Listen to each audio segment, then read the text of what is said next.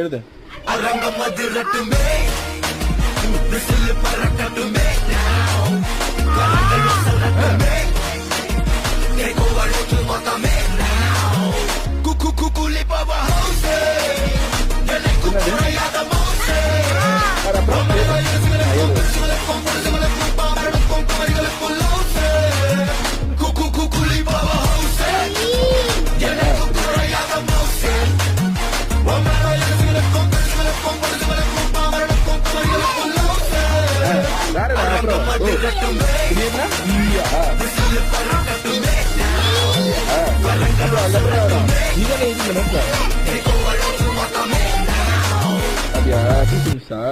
பிந்தி எது தெரியும் உனக்கு? அப்போ பச்சிருவ.